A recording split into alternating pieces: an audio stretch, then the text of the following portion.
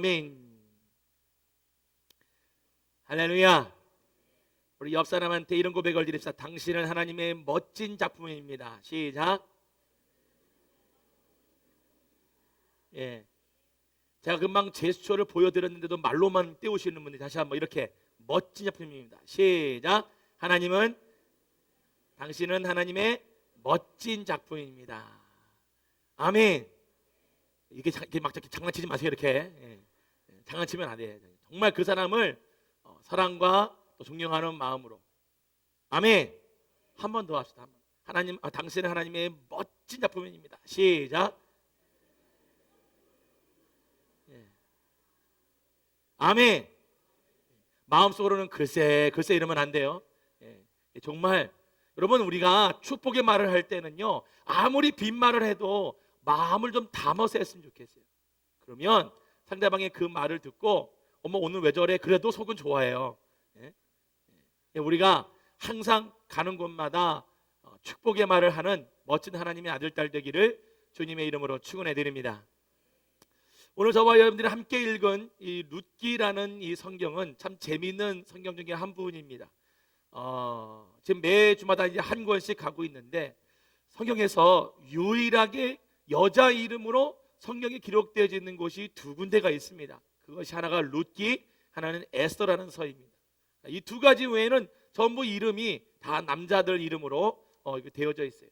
유독 룻기가 왜 여기에 들어가 있는지를 우리가 오늘 살펴보면서 저와 여러분들도 이 룻과 같은 그런 멋진 신앙을 오늘 소망하시고 꿈을 꾸시고 비전을 품으셔서 저와 여러분들의 앞날에도 이 룻이 받았던 그런 놀라운 축복들을 받는 오늘 이 귀한 시간이 되어지기를 주님의 이름으로 축원해 드립니다.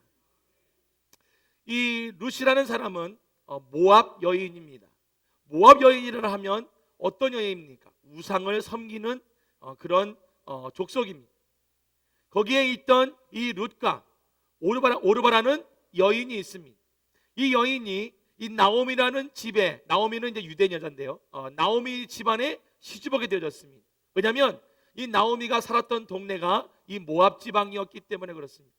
거기서 이제 살면서 이제 같이 이제 살게 되어집니다. 같이 사는데 처음에는 이 나오미의 남편이 그 모압 지방에서 죽습니다. 얼마나 슬퍼요. 이제 과부가 된 거죠. 그런데 무슨 이유인지 모르겠는데 성경에는 그 이유가 안 나와 있지만 이 룻과 오르바의 남편들도 차례대로 죽습니다. 그러니까 한 집안에 과부가 몇 명이요? 3명이 모인 거예요. 이제 하루하루 사는 것이 참 힘들었습니다. 그런데 소식을 들어보니까 이스라엘의 자기의 고향에서 지금 무슨 일을 벌이고 있다라는 이야기를 듣고 이 나오미가 결정을 합니다. 내가 고향으로 돌아가겠다. 고향으로 돌아가려고 이제 딱 이제 가는 중에 가만히 봤더니 두 며느리들이 젊습니다. 나이든 서로 이렇게 다 나이 드신 과부들이라면 모르겠는데 이 오르바와 룻은 젊은 과부예요. 그래서 이 나오미가 그 마음속에 이르기를 같이 가는 것보다는 이들을 놔줘서 더 행복하게 자기네들 고향에 가서 살 수 있도록 해주는 게 좋겠다. 그래서 좀 넓은 마음으로 이야기를 했어요. 막 이야기를 했어요. 너희들 고향으로 돌아가라. 가서 편안하게 좋은 사람 만나서 다시 재혼해 살거라 했어요. 처음에는 둘 다 안 간다고 울어요. 어떻게 우리가 안 됩니다. 따라가겠습니다 했는데 나오미가 끝까지 가라고 했어요. 가라고 했더니 오르바라는 여인은 이때일세 하고 좋아서 처음에는 울었지만 이제 인사를 하고, 물론 이제 앞에서는 울었겠죠. 어머니 안녕히 사세요, 잘 가세요 크게 울고 갔어요. 오르바는 떠났는데 룻은 오늘 저와 여러분들이 읽은 이 고백을 시어머니께 합니다. 정말 멋진 고백이요. 이런 며느리 있으면 여러분 좋지 않아요? 한 10명만 하면 남의 주는 뭐야? 지겨워, 며느리 치고 이러세요? 여기 보세요. 고백을 어땠는지 보세요. 16절을 다 같이 다시 한번 읽어보세요. 16절을 다시 한번 읽어보겠습니다. 다 같이 시작. 룻이 이르되 내게 어머니를 떠나며 어머니를 따르지 말고 돌아가라. 강권하지 마옵소서. 어머니께서 가시는 곳에 나도 가고 어머니께서 머무시는 곳에서 나도 머물겠나이다. 자, 여기 보세요. 다 같이 시작. 어머니의 백성이 나의 백성이 되고 어머니의 하나님이 나의 하나님이 되시리니. 그 다음 보세요. 17절 시작. 어머니께서 죽으시는 곳에서 나도 죽어 거기 묻힐 것이라. 저를 보세요. 이 모함 여인이라 그러면 그녀가 살아왔던 환경, 그녀가 자라왔던 모든 모습이 어떤 모습이었습니까? 우상을 섬겼던 문화, 우상을 섬겼던 그런 시간들, 그런 상황 속에서 자라왔어요. 그런 지식도 없고 그런 풍부한 이방에 관한 모든 문화들 접해왔던 그 루시, 이 나옴이라는 어머니와 시어머니와 함께 살면서 바뀌어집니다. 뭐가 바뀌어지느냐? 신앙이 바뀌어지고 생각이 바뀌어지고 삶의 방식이 바뀌어지는 거예요. 세뇌교일까요? 세뇌교육? 그게 아니죠. 여기 오늘 중요한 고백이 이 루스의 입을 통해 나옴을 보면서 저와 여러분들이 한번 생각해 볼 것이 있습니다. 그게 뭐냐면 이런 겁니다. 어머니의 백성이 나의 백성이 되고 어머니 하나님이 나의 하나님이 되기 원합니다. 여러분, 이거는요 단순히 그냥 입으로 그냥 겉으로 좋게 할 말이 아니라 이미 이 루스의 온 생각 속에 마음 속에는 뭐냐? 하나님에 관한 신앙이 가득 채워진 거예요. 요즘에요 제가 많이 들은 제 친구들의 이야기입니다. 다 이제 목사들, 이제 친구들, 이제 제 저랑 똑같은 나이 또래에 그분들이, 그 친구들이 자기네 교회에서 일어났던 일들을 이렇게 상담식으로 저한테 이제 이렇게 이야기를 들려주는데, 저희 교회도 그런 분이 있을까 조금 고민이 되더라고요. 그 친구들 교회마다 다 있더라고요, 그런 분들이. 그게 뭐냐면 이런 거예요. 하여튼 교회의 권사님이세요. 교회에서는 뭐 내놓으라 하는 권사님이에요. 그런데 집에 가면 며느리를 그렇게 욕을 하고 구박을 한대요. 그래서 그 며느리의 마음속에는 난 절대로 교회를 안 간다는 거예요. 누구 때문에? 시어머니 때문에. 또 어떤 교회를 봤더니 며느리는 정말 교회에서 정말 신앙생활 열심히 하는데 집에 가서는 시어머니를 그렇게 괴롭힌대요. 그럼 도대체 이게 뭐예요 도대체? 신앙의 앞뒤가 안 맞는 거예요, 앞뒤가. 그럼 이런 고백 하겠습니까? 이런 고백 하겠어요? 시어머니가 야, 너 갈 길 가서 너 좋은 사람 만나라 그러면 아마 어려움을 당했던 그런 며느리라면 감사합니다 이러고 그냥 갈 거예요, 그냥.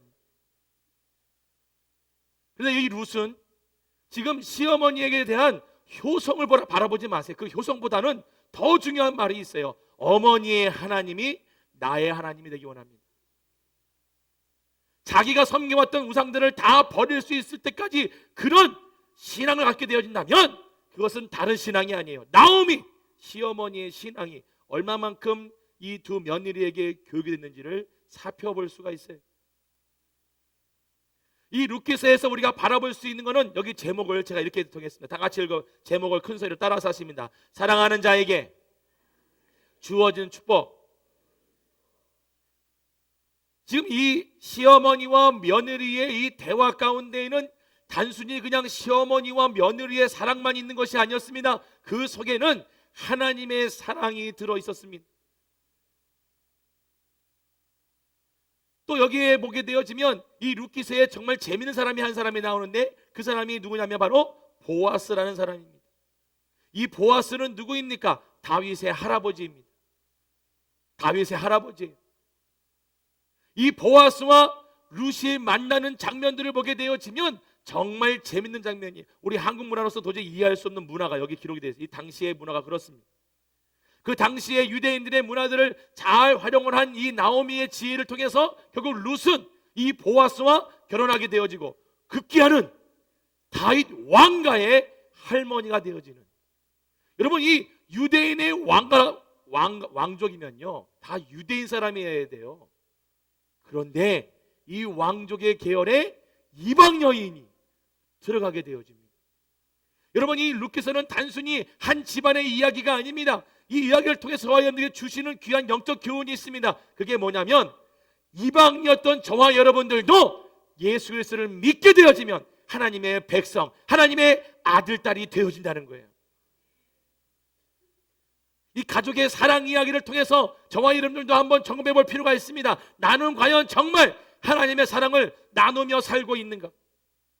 교회 와서는 정말 신앙생활 열심히 합니다. 기도 열심히 합니다. 정말 신앙이 깊은 것 같아요. 누가 보더라도 야, 난 저분을 닮아야지. 근데 집에 가서는 아니란 말이에요. 여러분, 우리 신앙을 그렇게 이중 인격적으로 양면성 있는 신앙생활 하다 보면은 결국 여러분 스스로가 사단 마귀의 올무에 빠질 수밖에 없는 거예요. 따라서 하십니다. 교회에서, 가정에서, 직장에서 나는 그리스도인입니다. 왜 아멘 이렇게 시원찮아요? 할렐루야. 여러분, 우리가 어디 갔는지 우리는 예수 그리스도를 믿는 사람들이에요. 그러면 믿는 사람의 모습을 나타내야 되는 줄 믿습니다.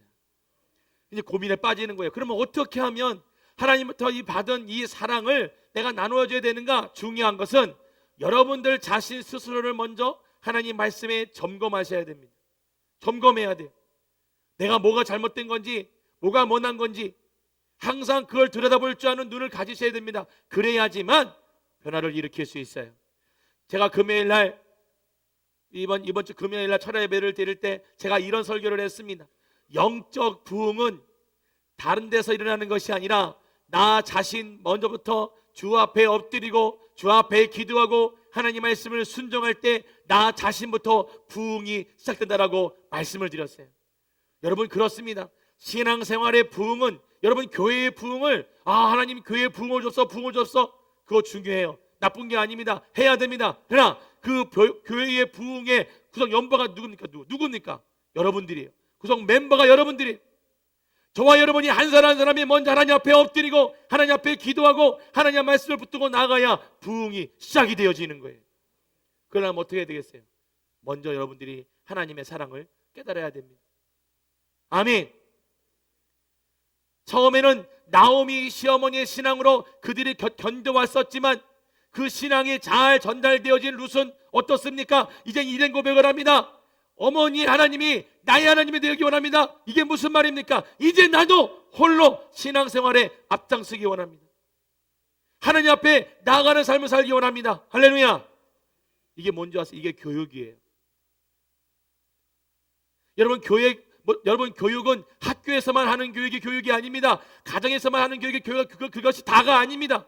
여러분 가정에서나 여러분이 보는 모든 것들, 듣는 모든 것들, 여러분이 체험하는 모든 것들이 다 교육이에요. 교육.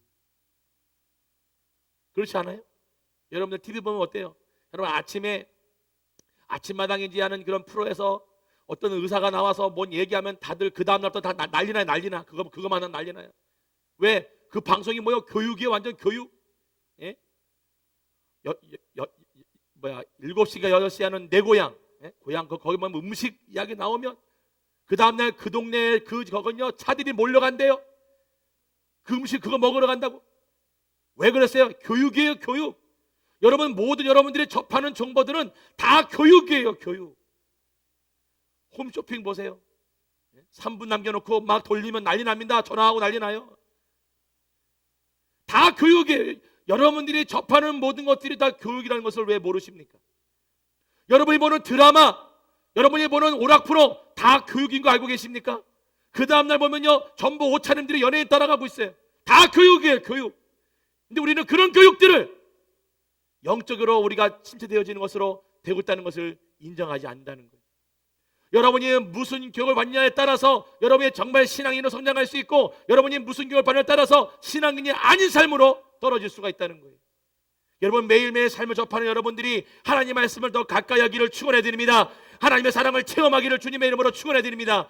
하나님 앞에 엎드리는 자만이 하나님의 사랑을 체험할 수가 있어요.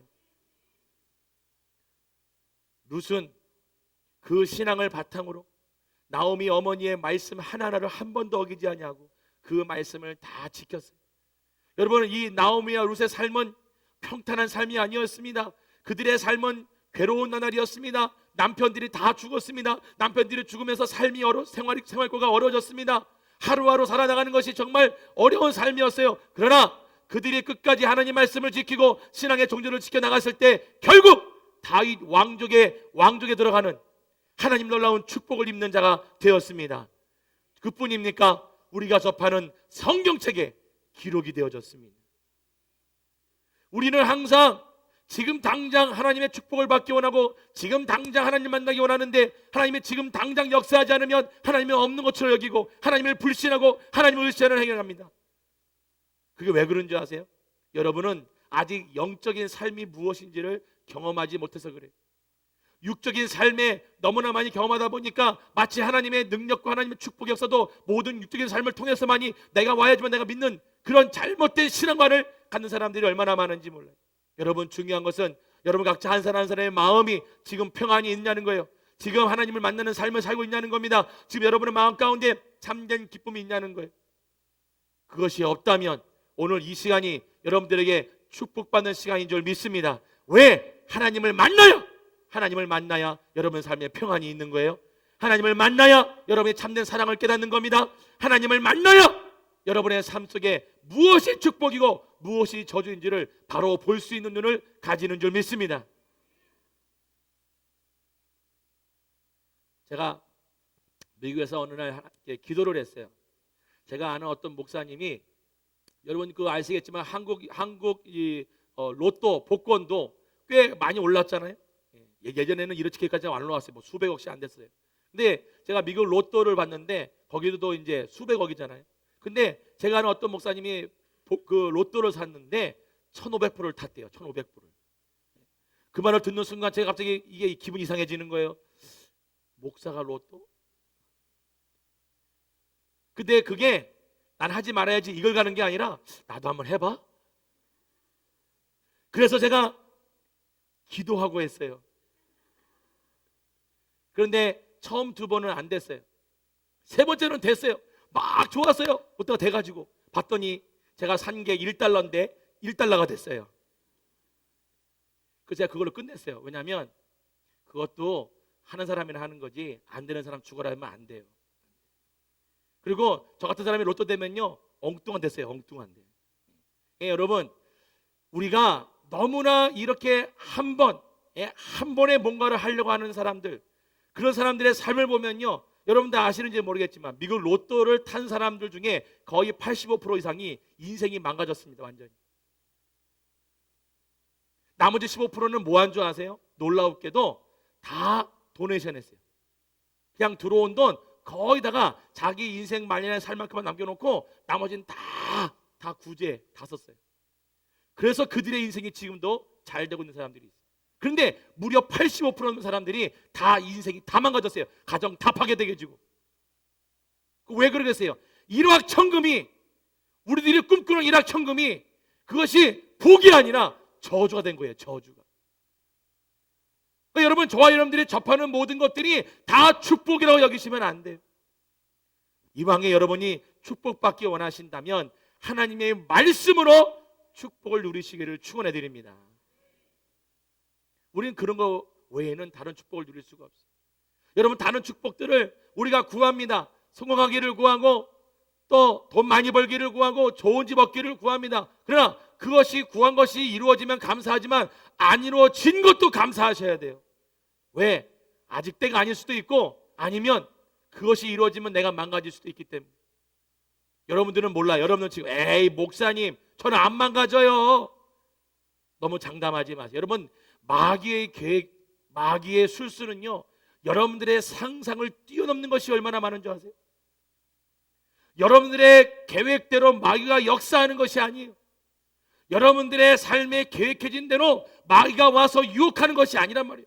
여러분들이 전혀 상상할 수 없는 곳서부터 마귀는 와서 여러분들의 유혹을 주고 여러분들을 넘어뜨리는 거예요. 그렇기 때문에 저와 여러분들이 하나님 말씀 위에 온전히 세워져 가는 축복의 사람들이 되기를 주님의 이름으로 축원해 드립니다. 이 룻기서를 읽다가 중요한 것이 한 가지가 나오는데 그게 뭐냐면 단어가 희생이라는 거예요. 희생. 나오미는 이 룻에게 이렇게 하라고 얘기했을 때 이 룻은 그 나오미 어머니의 말씀을 한 번도 거절하지 아니하고 자기 자신을 내놓는 희생을 했습니다. 그 희생의 삶을 통하여서 다윗의 왕족에 들어가는 축복을 얻었어요. 근데 우리들이 지금 신앙생활뿐만 아니라 저와 여러분들이 평상시의 삶에서 이 단어 희생이라는 단어에 대해서 자꾸 생각이 좋은 생각을 갖고 있질 않아요. 뭔가 희생 그러면 뭔가 내가 모자라야 되고, 내가 손해봐야 되고, 내가 당해야 되고, 이런 것들로 생각하니까 만약에 교회에서 여러분들 하나님을 일을 위해서 이렇게 희생하십시오 그러면 입으로는 아멘 하는데 속으로는 노맹이요. 왜? 그거 내가 왜 해? 손해보는 거. 여러분, 성경적 희생은 그런 관점에서 바라보면 안 됩니다. 성경적 희생은 우리의 희생을 통하여서 내 이웃이, 나의 희생을 통하여서 내 가족이, 나의 희생을 통하여서 저 죽어가는 영혼이 하나님 앞에 온전하게 되어지면 그 희생은 하나님이 축복하시는 희생이에요. 천국의 상급이 쌓여지는 희생이란 말이에요. 믿으십니까? 예. 근데 왜 희생 안 해? 왜? 여러분의 지금 생각과 가치관이 지금 어디에 있는지를 들여다볼 수 있는 좋은 대목이 오늘 룻기서에 나오는 거예요. 지난주에도 내가 여러분들에게 부탁을 했어요. 오늘 전교인 전도하러 나갑니다. 제발 좀 나오세요. 한 20명 나왔어요. 나머지 180명은 어디 갔는지, 전부 집에 가서 주무시는지 놀러 갔는지 아니면 다들 어디로 사라졌어요. 여러분, 그 자그마한 희생 하나가 선교교회의 부흥이 되어진다면 결국 그 기쁨을 목사만 누리는 겁니까? 저와 여러분들이 함께 누리는 줄 믿습니다. 여러분, 이 선교교회 부흥되길 원하십니까? 진짜 원하세요? 그러면 하나님께서 여러분의 마음 한 사람 한 사람 가운데 희생을 요구할 때에 하나님, 내가 이거 희생하면 뭐 주실래요? 이러지 말고 하나님 앞에, 하나님, 내 마음과 정성을 다해 주님이 원하시는 일이라면 제가 희생하겠습니다. 주 앞에 엎드릴 줄 아는 하나님의 사람 되시기를 주님의 이름으로 축원해 드립니다. 여러분, 예수님의 희생을 보세요.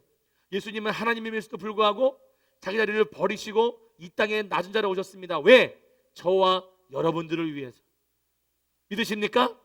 이 땅에 오셔서 당하시는 모든 고난 왜 당하셨습니까? 왜 꼭 그 희생을 하셔야 되겠습니까? 죄의 고통을 당하심으로 말미암아 저와 여러분들의 고통을 이해하시기 원하셨던 거예요.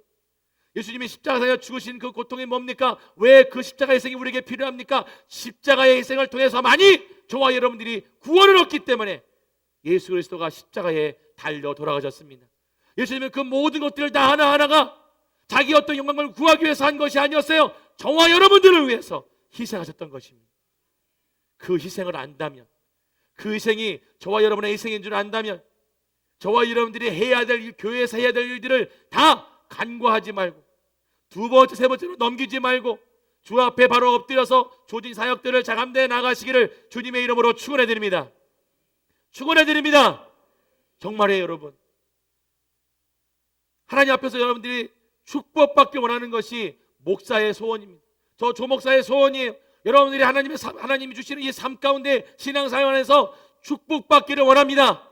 그런데 그 축복은 그냥 얻어지는 게 아니에요.